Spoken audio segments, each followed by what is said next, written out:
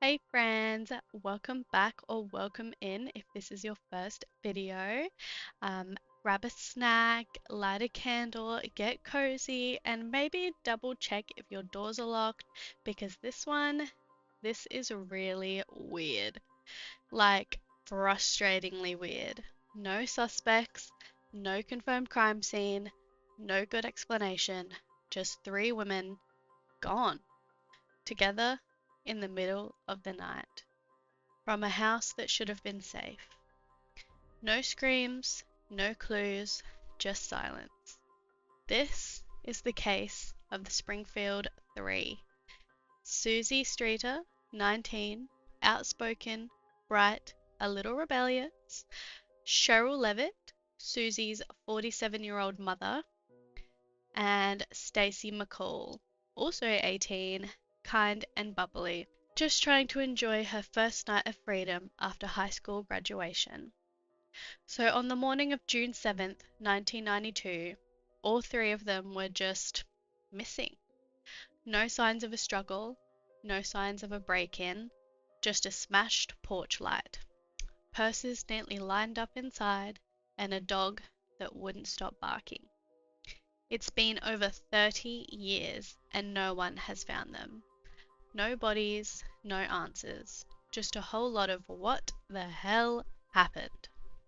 So, if you're into true crime that gets under your skin and refuses to leave, hit that like button, maybe subscribe and stick around because we're about to dive in to one of the most haunting unsolved cases in modern American history. And while we sit today and spiral about this case, I am going to be playing PowerWash Simulator because nothing says let's unpack a deeply disturbing unsolved mystery like blasting virtual grime off a patio with oddly soothing water physics.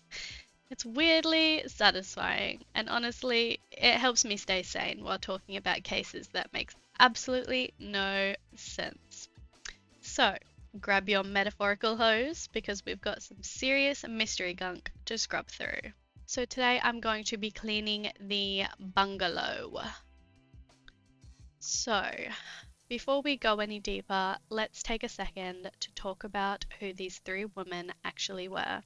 Because sometimes, with older cases especially, it's easy to reduce people to just the missing. But they were real. They had full lives, quirks, habits, goals.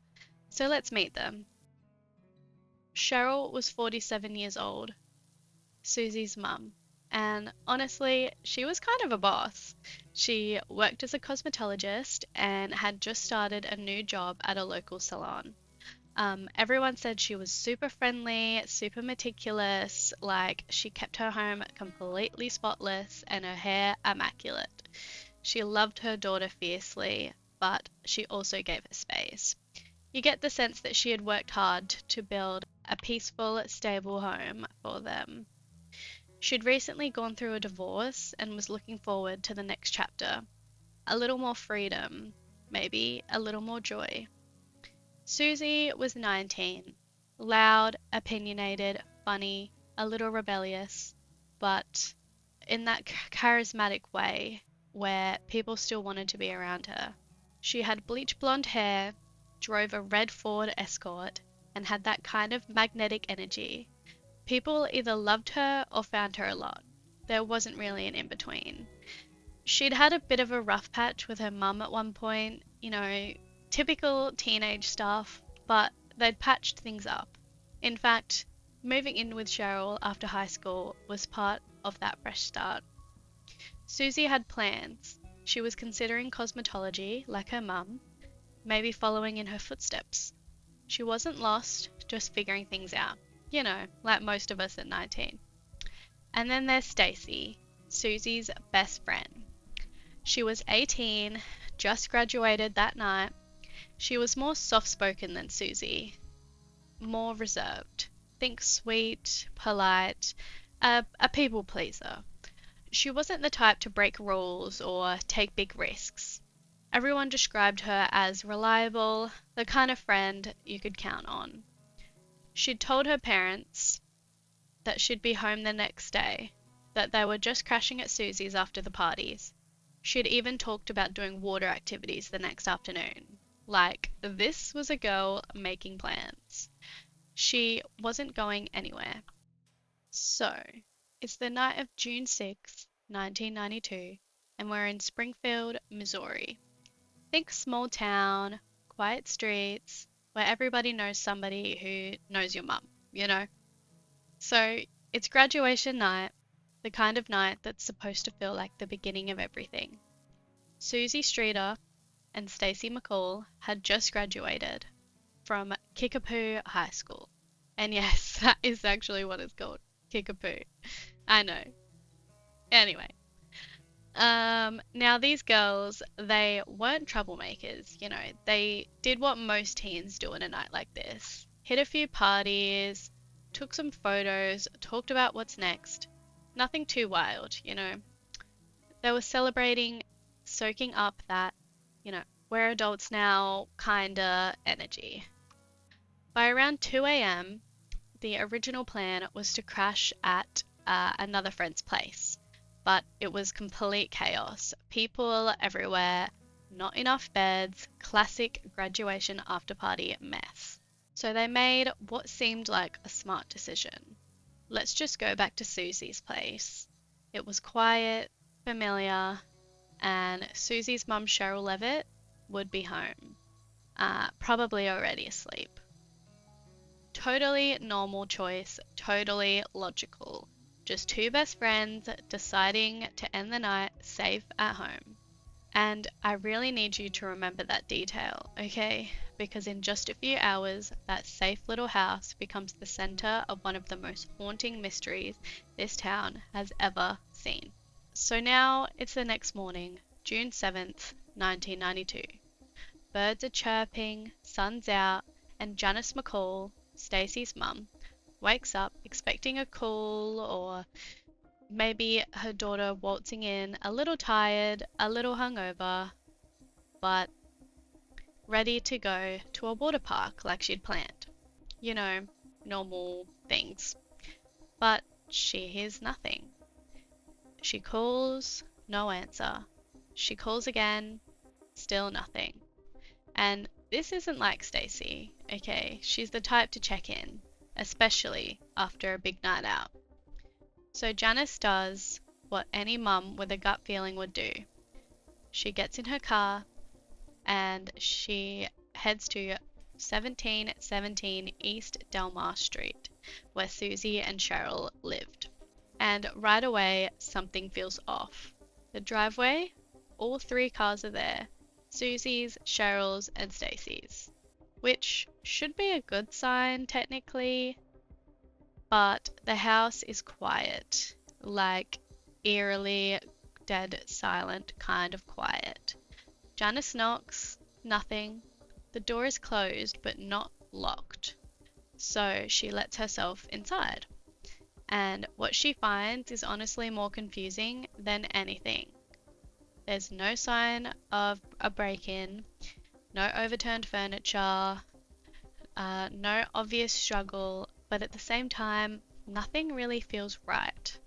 The women's purses are all sitting neatly inside, clothes folded or hung up, Sherrill's cigarettes, which she never went anywhere without, are untouched. Susie's dog Cinnamon is just there, pacing and barking non-stop, like she knows something wrong, but can't say it. And like, I don't know about you, but if I'm running away, I'm gonna be taking my dog with me, just saying. And then there's the porch light. Janice had noticed earlier that the globe on the light was shattered. Wanting to be helpful, she swept up the glass, which, listen, her heart was in the right place, okay? But in doing that, she may have accidentally destroyed one of the only potential pieces of physical evidence in this entire case. It's not her fault, but still, it's a bit of a yikes moment. So basically, to sum it up, 3 women are missing.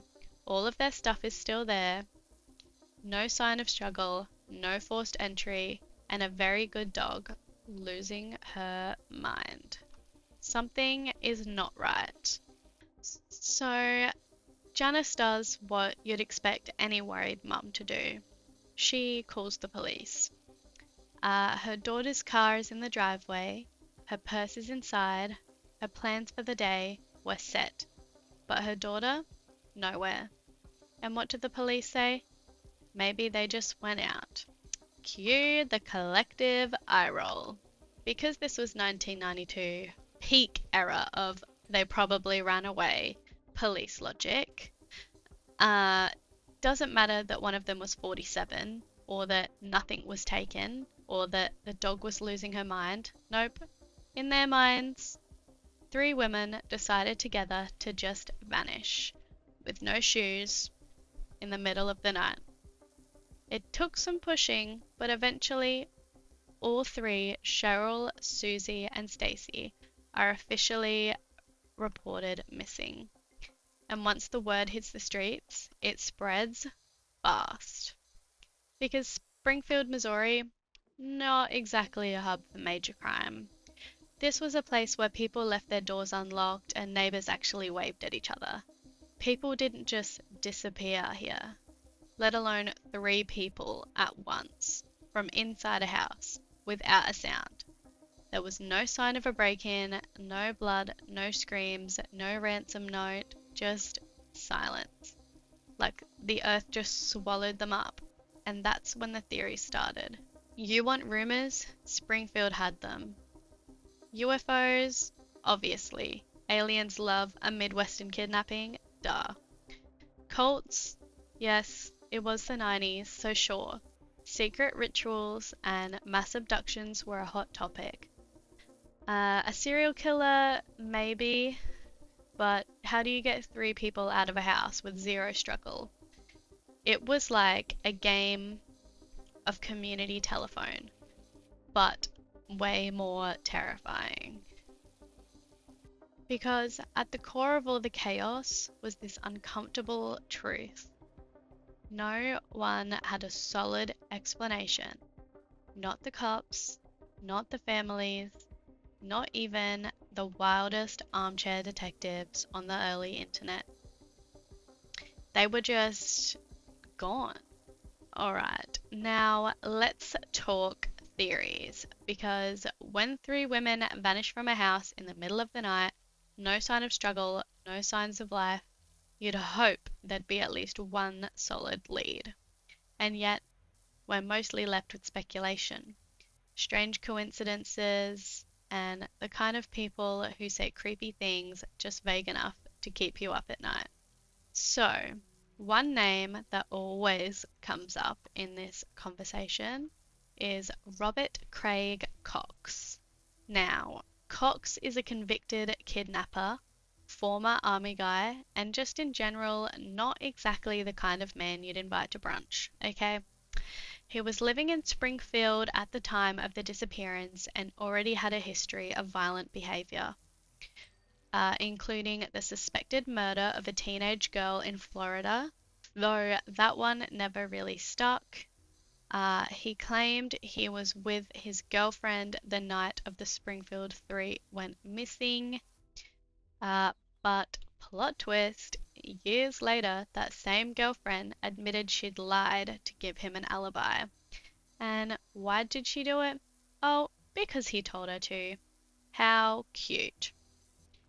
And then in the late 90s, he does this little press tour, because I guess some people just love attention, and tells reporters, I know they're dead, I know what happened to them, and they're never coming back. Which, I mean, sir, that's a little too specific for someone who insists he wasn't involved. When police asked him to elaborate, like maybe say where the bodies were, perhaps, that'd be helpful, he refused.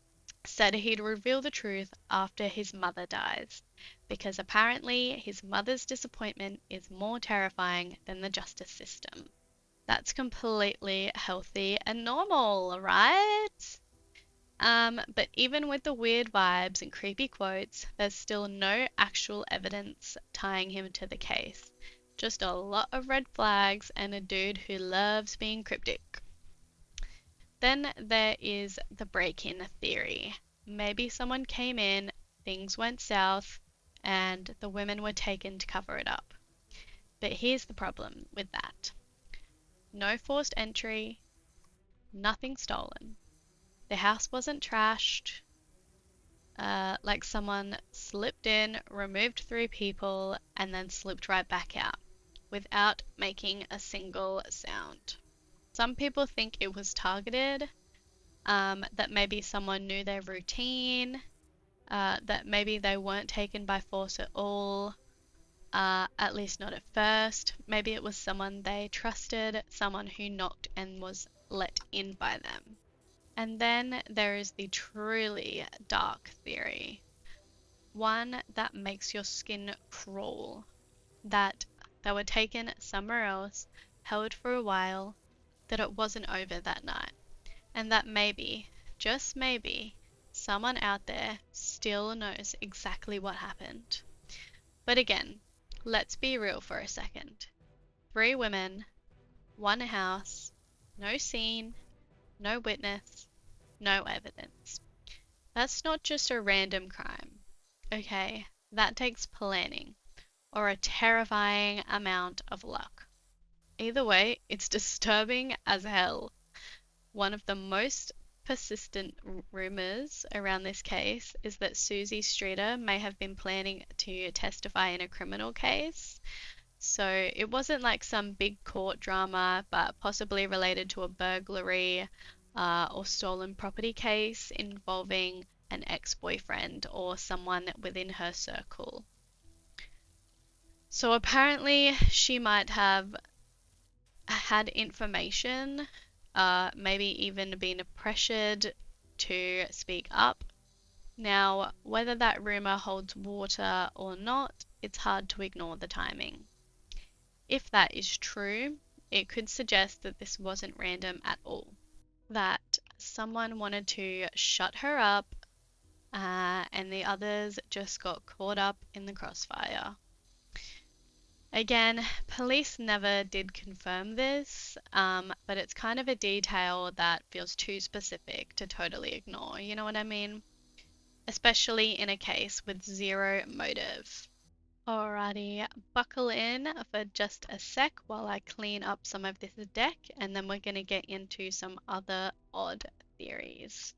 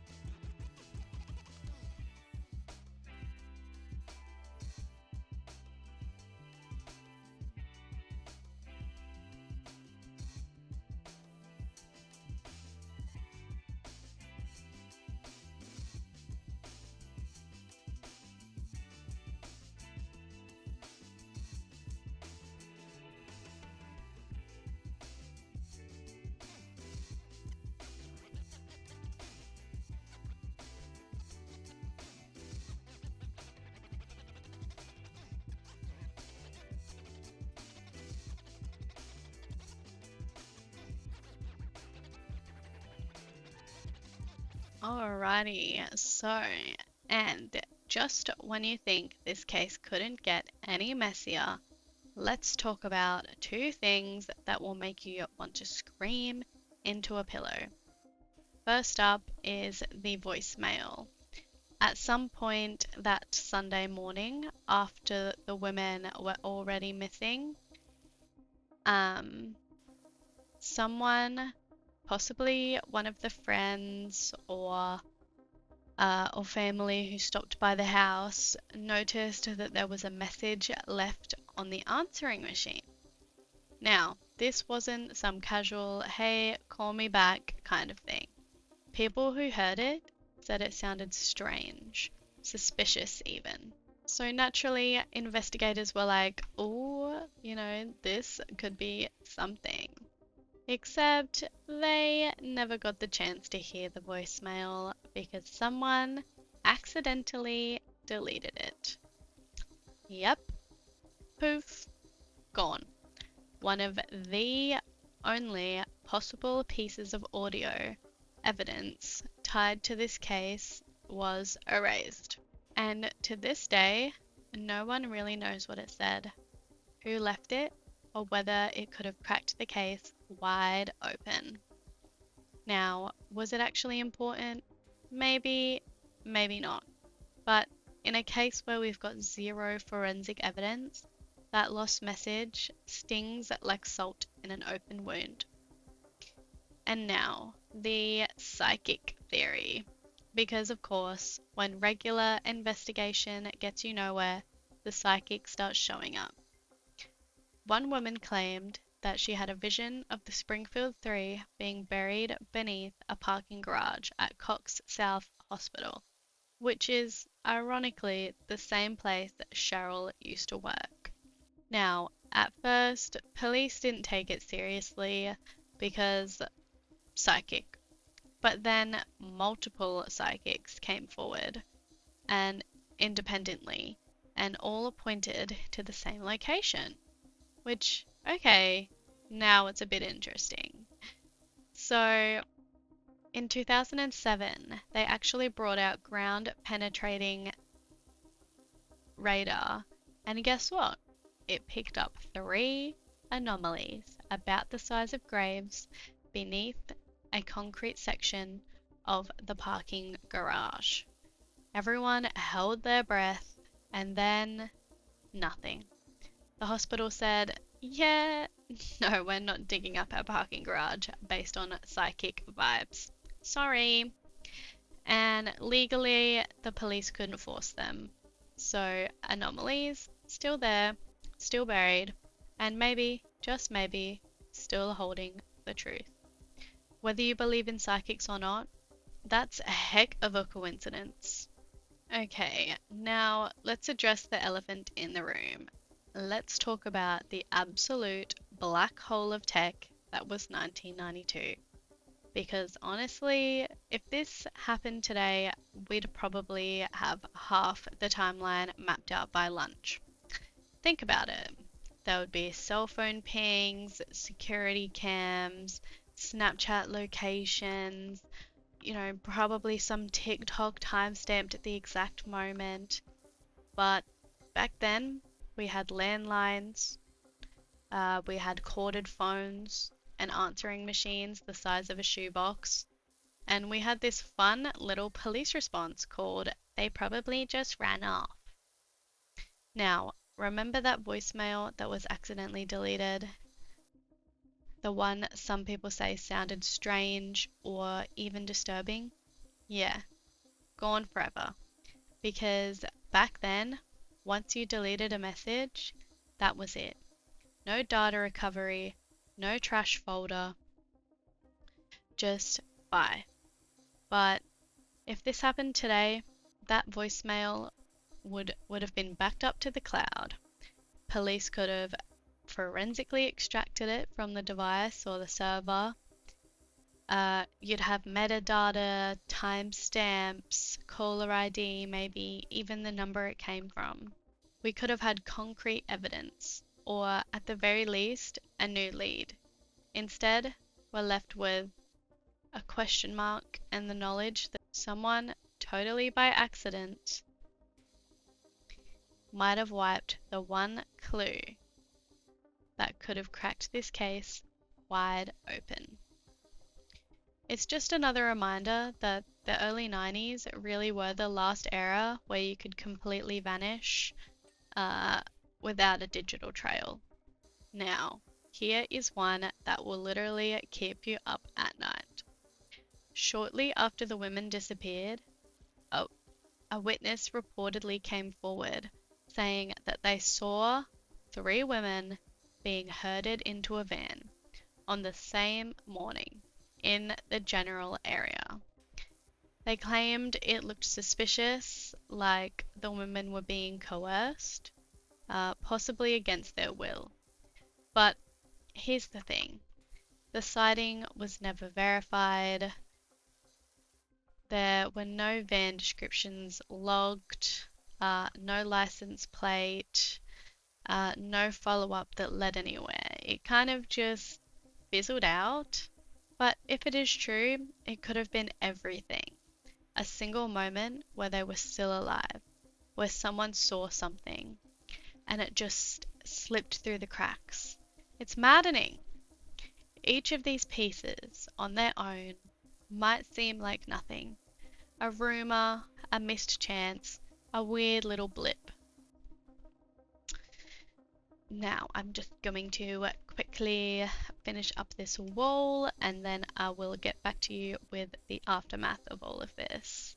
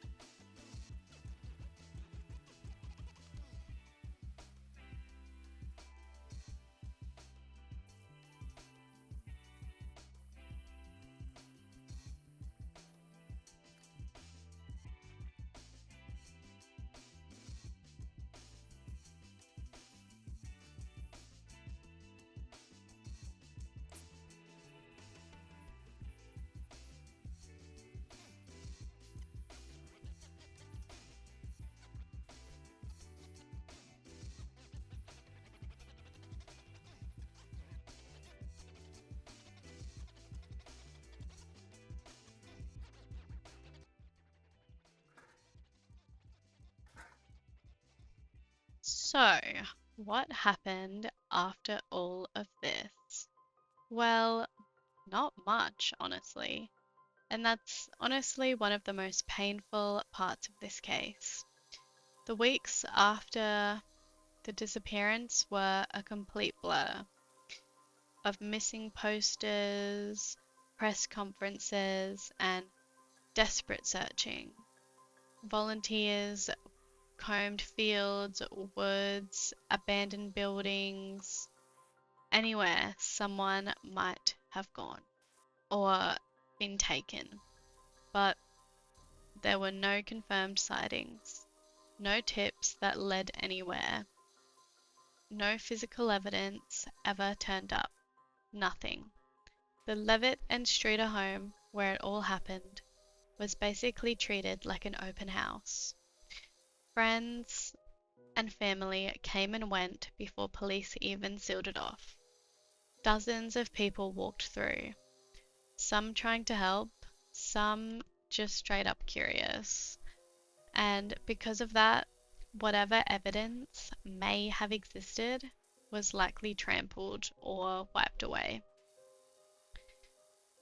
To this day, police have never been able to determine if a crime even occurred inside of the house, or if the women were taken somewhere else, which is just baffling.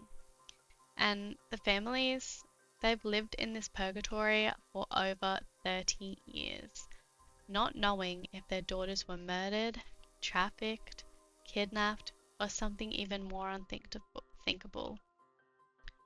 Janice McCall, Stacy's mum, became one of the most vocal advocates in their search.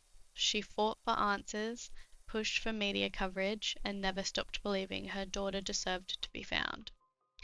She kept photos and reminders of Stacy everywhere, like anchors to a life paused mid-sentence. Suzie and Sherrill's relatives did the same, though more privately.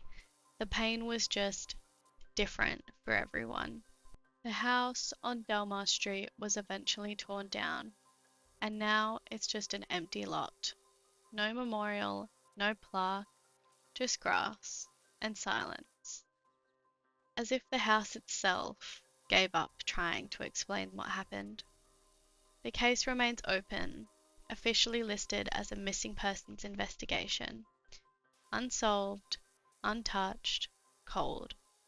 But if you talk to people in Springfield, they haven't forgotten.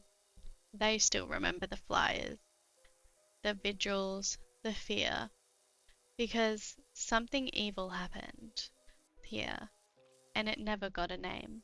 Alright, so I'm going to finish up the roof, and then we can wrap up the case.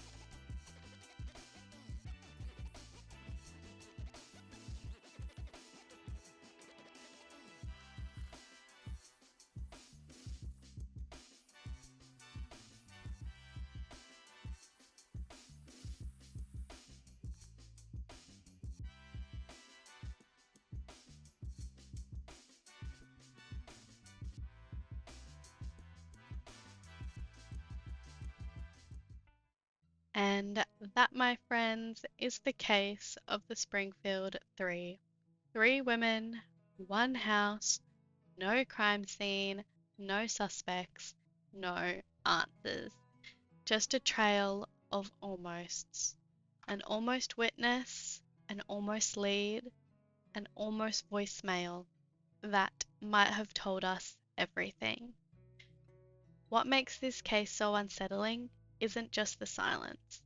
It's the fact that it feels literally impossible for 3 people to vanish like this without someone knowing something. Maybe it was a neighbor, a friend, someone passing by at the exact wrong time, or the exact right time. But after all these years, the scariest part might be this. Whoever did this is probably still out there, living their life, keeping that secret, and choosing every single day not to speak. No one was ever charged, nothing was ever found, and to this day, over 30 years later, we're asking the same question. How does that even happen? If you have theories, or even if you just want to vent your frustration, drop them in the comments. I read them all, seriously. I spiral alongside with you. And if you enjoyed this video, or like me, just found some catharsis in aggressively pressure washing pixelated grime while talking about terrifying mysteries, go ahead and like, subscribe, and all that fun stuff. It helps me more than you know. Also, if you want more cases like this, or just want to hang out while we clean stuff and unpack murders, I've got a whole cozy crime corner waiting for you in my Discord server. As always, the link will be in the description, along with the links to all my resources, so you can go down the rabbit hole like I did. Well, thank you so much for hanging out with me today. Stay safe out there, and I'll see you in the next one. Bye!